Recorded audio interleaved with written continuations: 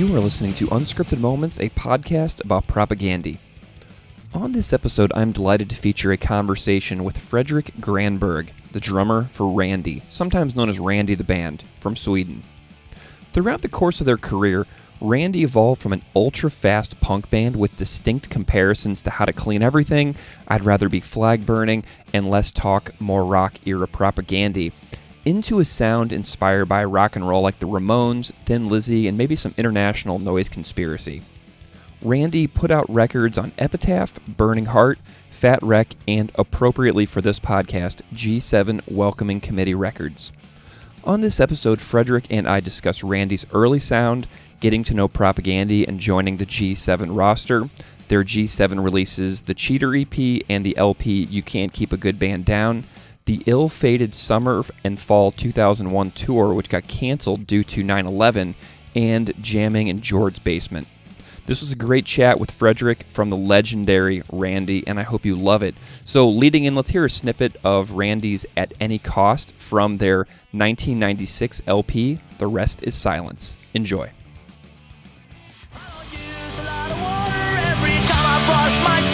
I don't keep the lights when I'm away. I love to garbage on the street. I don't keep a car out running around and spare both air and money and gasoline. My conscience still ain't clean.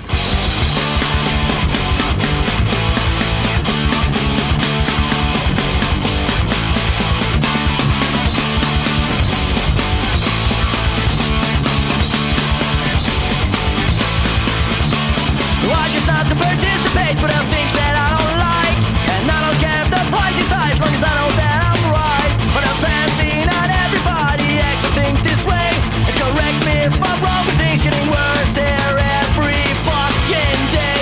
Not at any cost, at any time will I betray myself, talk their talk and walk the line. Not at any cost, at any time, and not for anyone, not for anyone.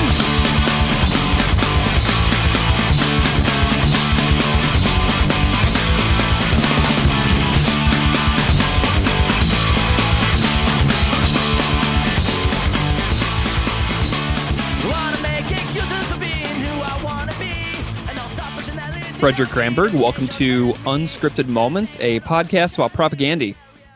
Thank you very much. It's Fredrik, an honor. Yes, well, it is an honor for me as well. I'm wondering if you can just start off and spend a moment and introduce yourself a little bit to the listeners out there so they know a little bit about who you are and what you do. Yeah, my name is Fredrik Granberg. As you said, I play drums in a punk band from Sweden called Randy. Later on, Randy the Band. Yeah. We haven't played that much in the last couple of years. You know, time goes by so fast. Mm-hmm. You say you will have a little break, and all of a sudden 15 years passes by, you know. Yeah. But that's what I do for my full-time job. I work at a concert hall booking shows. Man, that's great. So yeah. you've managed to remain involved in music even though Randy's kind of like up and down as far as activity and action goes. Yeah, for sure. I have been doing this since 1999, you know, on and off. Now I'm at a new place, but before I worked at the same venue in Stockholm for 15 years, I think. And it was always the same thing, you know, every time we released a new album, I was like, see you guys. I'm becoming famous, you know. I won't be back. But nice. Fast forward 2 years, and there I was, hat in hand. You know, can I come back? I need a job. So it's been a part of my life too. Yeah. You know, I have a question about the name of the band. So whenever you search for your band on the streaming services and stuff like that, so many things come up. I'm curious about like talking about Randy versus Randy the Band, like where the name adaptation came in. Like, tell me a little bit about that backstory. I'm just kind of curious. Yeah. I mean, we started out in the first record came out in 92, but I guess we formed a couple of years before that. We had a band before Randy with a Swedish name. And I mean, the name was just us being like 16 years old and Mm-hmm. looking stuff up in a dictionary. Yeah. And Randy Horny, yeah, that sounds fun. So it wasn't like this huge master plan behind it. We didn't even think about it. But later on, it's a really bad googling name. So we added the band. I'm not sure why. Maybe it sounded better. I don't know, actually. It just happened. Nice. So yeah. And you've been there since day one, haven't you? You're an original member. You've been there the entire time. Yeah, it was me and Stefan, my cousin. We grew up together from when I was 7 years old. Our houses were like 20 meters apart. So we've been playing, since I was maybe 8 years old. Nice. Yeah. Yeah. Tell me a little bit about, the earliest years and the formation and the influences of Randy, because Propaganda, as you know, forms like in 86-ish with Chris and Jord in the middle of Portage La Prairie in Manitoba. Mm-hmm. And you guys were kind of forming around the same time. Tell me about, because your stories overlap in so many fascinating ways. I'm wondering if you can tell me a little about what was inspiring you guys a lot at the time to come out with the original sound that you did, because what Randy started as and what Randy becomes is so vastly different. Tell me a little bit about those early days when you guys were forming and when Propaganda was forming too. Yeah, I mean, we started, punk rock, I guess, was the only option. If you just started a band, heavy metal was too hard. And me and my cousin, we were into a lot of Swedish old punk bands. So we just, we started doing that, and we sang in Swedish. And then around 1990, we grew up in a town called Piteå in the north of Sweden. And it's like in the middle, it's between Umeå, where this, huge hardcore scene. Yeah, exactly. And another city called Luleå, where bands like Breach and Fireside started. And, we just got a hold of, I think it was Pelle, who then played in a band called Skimbuck or Superdong, who later on became Fireside. We just met those guys, and then we met Dennis, who then played in a band called Step Forward, later on Refused. Mm-hmm. And we discovered that there were a lot of other punk bands in it was it's not super close. It's like 1 hour car drive to Luleå and 2-3 hours to Umeå. But we started hanging out, and they, especially like Pelle and Dennis, they introduced us to all those American bands, In Umeå, it was a lot of straight edge music, so it was Minor Threat, Youth of Today, Gorilla Biscuits, and Pelle. He was the first one who played Bad Religion and NoFX. Mm-hmm. And it was, in that time, it kind of exploded, especially in the north of Sweden. So when we formed Randy, we were really into NoFX and Bad Religion, especially NoFX, and then I remember when How to Clean Everything came out.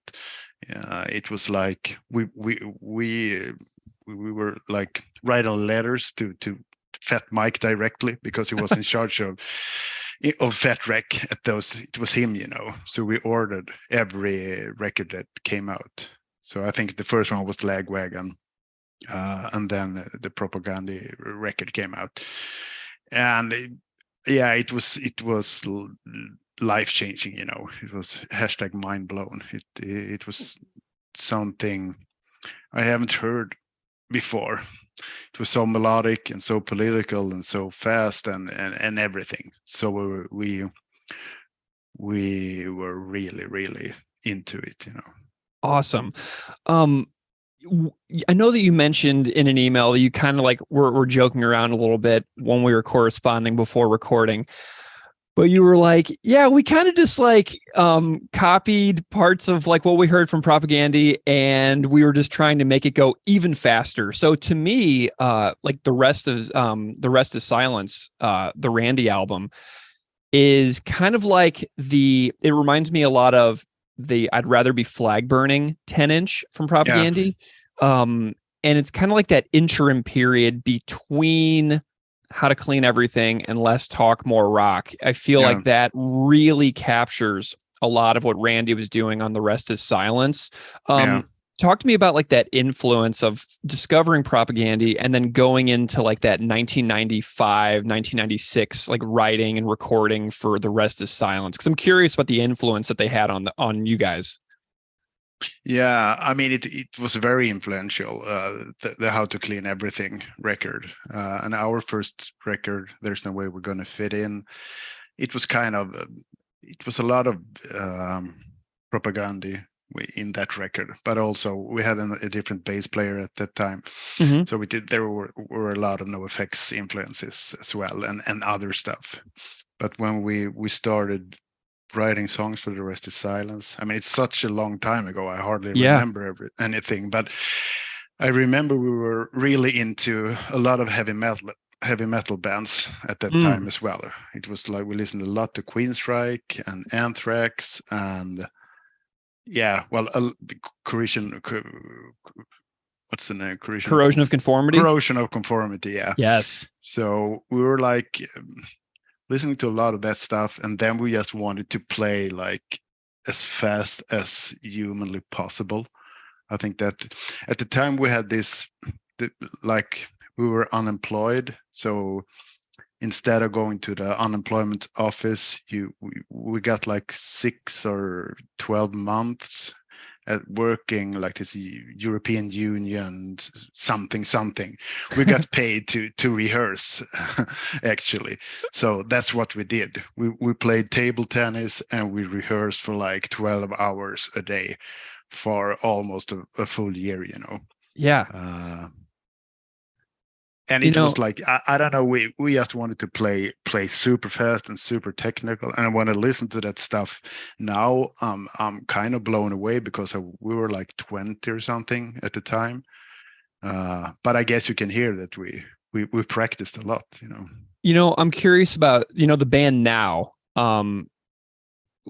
Do you guys have any interest at all these days in being like, hey, we should try to learn some of these Rest Is Silence songs again? Like, does that ever come up, or do you try to hit a wide variety in your set list, or do you kind of like stick with what the band has become? I'm just curious if these songs are like able to be resurrected ever, or if it's kind of like this is a time and place, we've moved on from that. No, I mean, I would love to do it, but we haven't played since 2017, I think. Mm-hmm.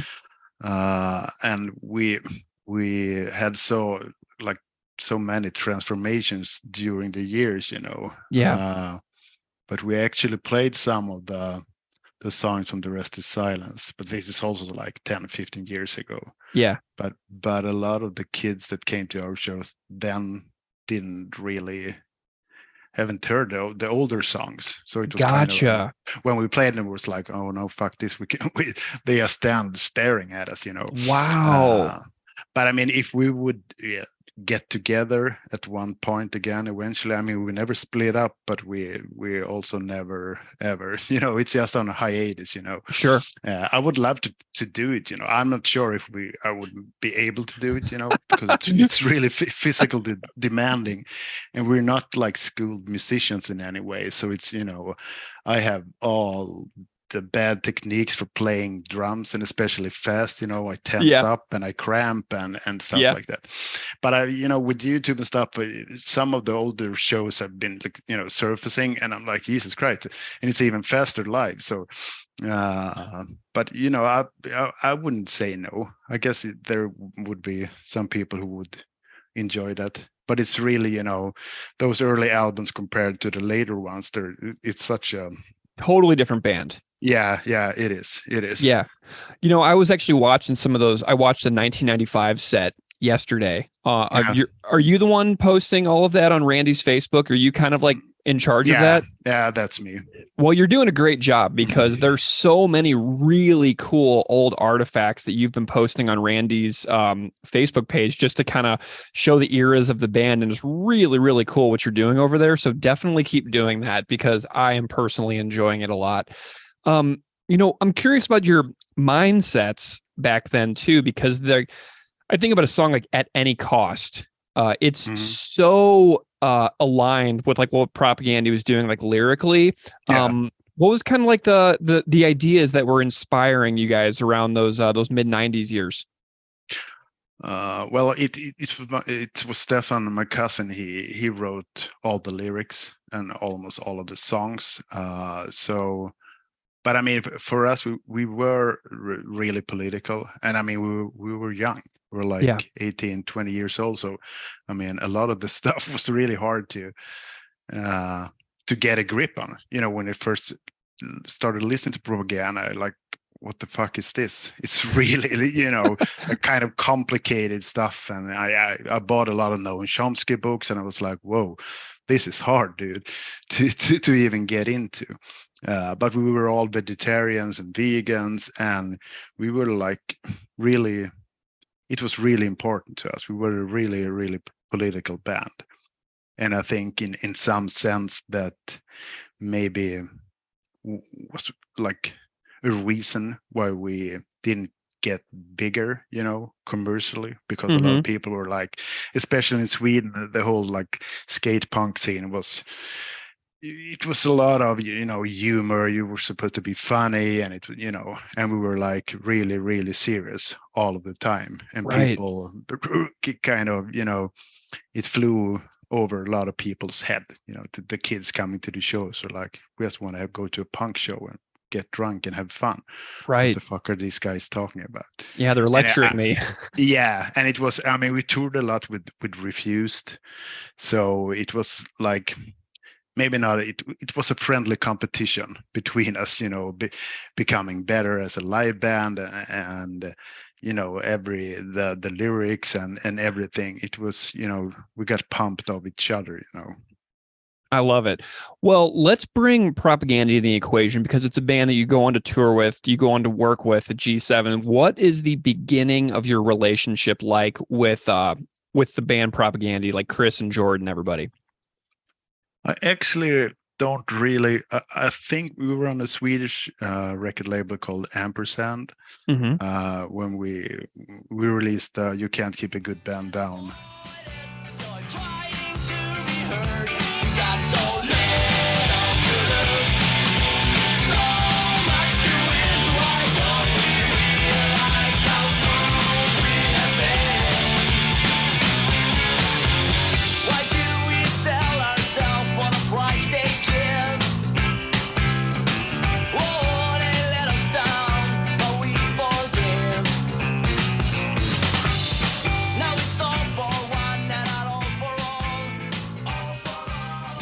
Album on that label, and and that was a guy named Jose who also had a label named Desperate Fight Records, which was like a straight edge label from Umeå. So Ampersand was an under label, and I think it was him who got in touch with them and sent the record, or they maybe contacted him. I'm not sure.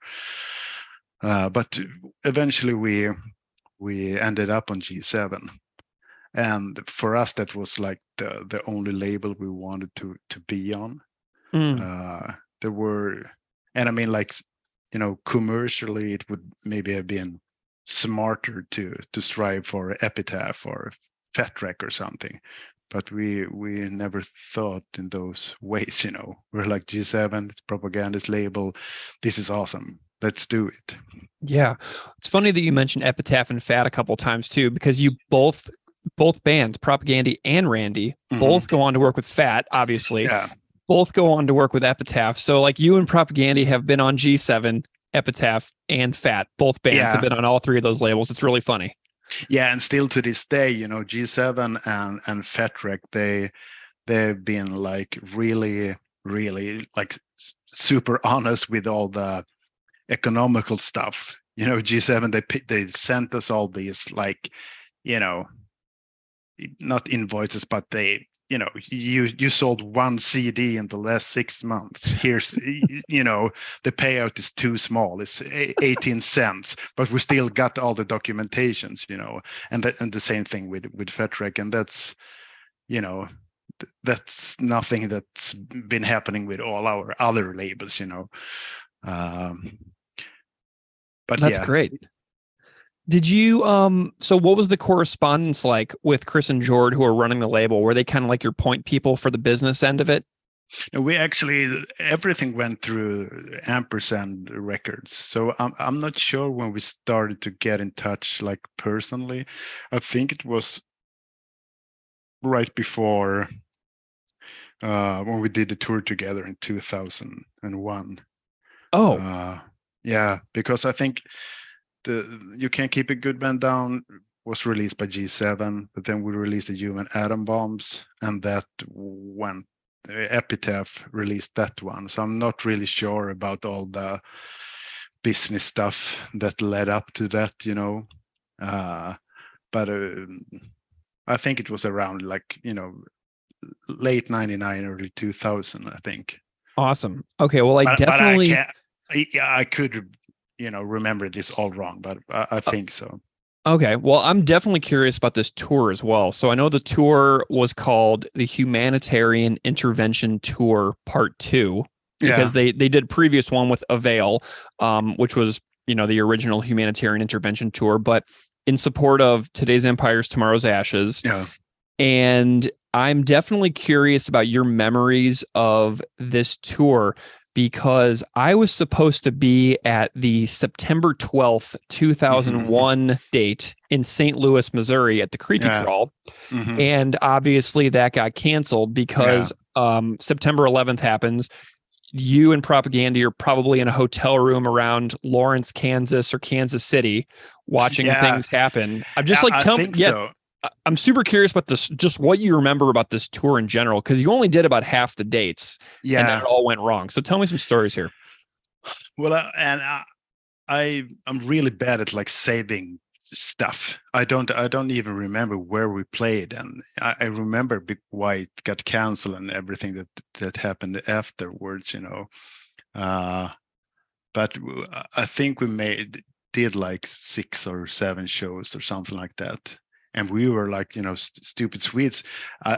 I remember I didn't even know what the fuck is the Twin Towers. I was like, and this was like before the internet existed, but it was like super expensive. You couldn't check it on your phone.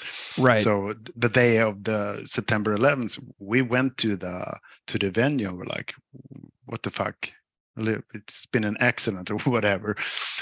So we were like really surprised that it got canceled, because Propaganda, they took a run for it. And now I understand it now, because they were like super political band. They had all this merch and books, and they were like, I guess they were, kind of scared in a way. But we did a couple of shows, and they were all great. I mean, they were great guys, and all the crew and everything. And to this day, I really like. It's such a bummer that we couldn't do the whole tour. And then, I mean, we had discussions after this to do other stuff together, but it's been hard, because it's like 2008. People started to getting kids in the band, and the priorities shifts. Yeah. So it's been hard for us to do it. But it was an amazing time. What sure. did you guys, what did Randy do when Propaganda's leaving the country? What happens next for you guys? Well, we left too, but I think maybe we were like 24 hours behind them. And it was before cell phones and stuff like that, so I don't really remember what we thought. We were like, let's go back to Winnipeg, I guess. That's where we flew in, and we stayed at George's house, and I think we did that like a couple of days before the tour, and that's where we ended up when it got canceled. For what I remember, it must have been like almost 2 weeks, because we had another tour in Canada planned after the one with Propaganda. So we had to like wait it out. This was in the western parts, the other two, or the eastern parts, I mean. Oh my gosh. So you left the US, went Yeah. up to Winnipeg as a band. Mhm. Were there any border issues or anything related to you guys being from Sweden and having all these like boxes and gear and everything and like getting back into Canada? Was that hard at all given the time period? No, not at all. And I mean, we were Perfect. like so young, so I don't think we even thought it would be an issue with anything. I Amazing. remember when going into the US, we had this thing in Sweden called snus. It's like tobacco you put down your lip.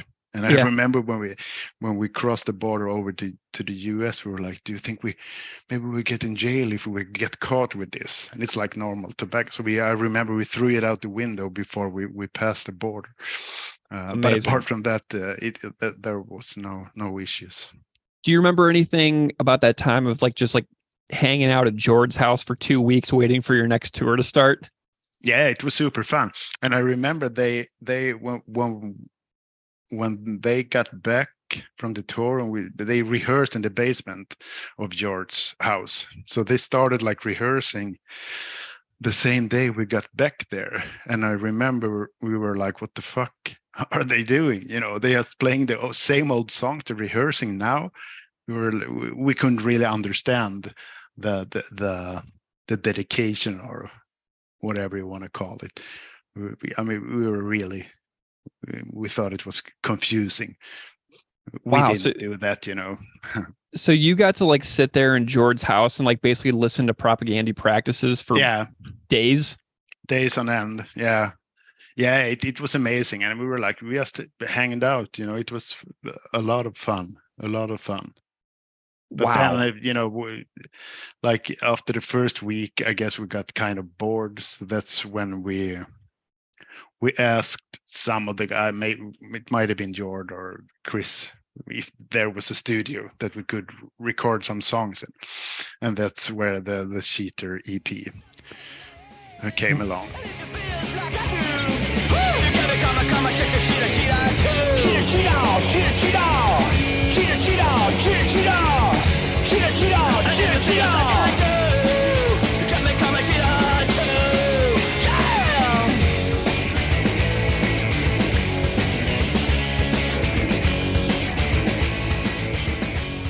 Really?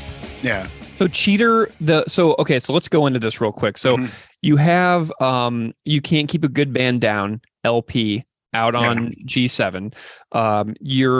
Randy's on the Take Penicillin Now compilation, which comes later. But then you have the Cheater EP. So Randy had some songs. You were in Winnipeg for weeks, and you decided to make Cheater in Winnipeg. Yeah, exactly. And I think Burning Heart, our Swedish label at the time, they wanted us to record like a mini CD. So that's why we did it. And I think that G7 asked if they could get. I don't think that Epitaph didn't want to release it.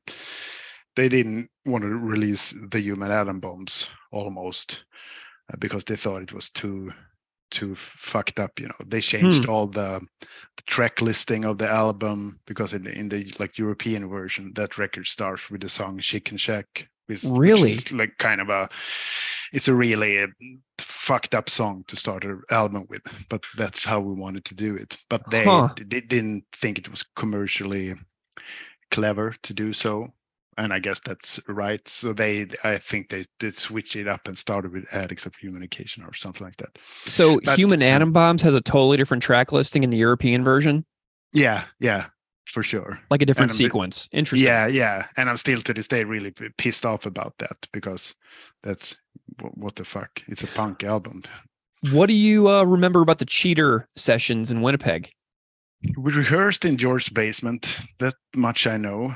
And we did, I think all the songs were new. We haven't played them before. So Cheater, and I think we recorded like 4 songs or something like that.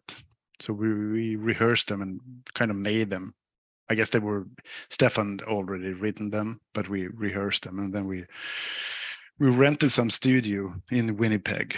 I don't remember where, but the guys from Propaganda set us up, I think, and we went there and recorded it in like 1 or 2 days. Do you remember who like engineered or anything?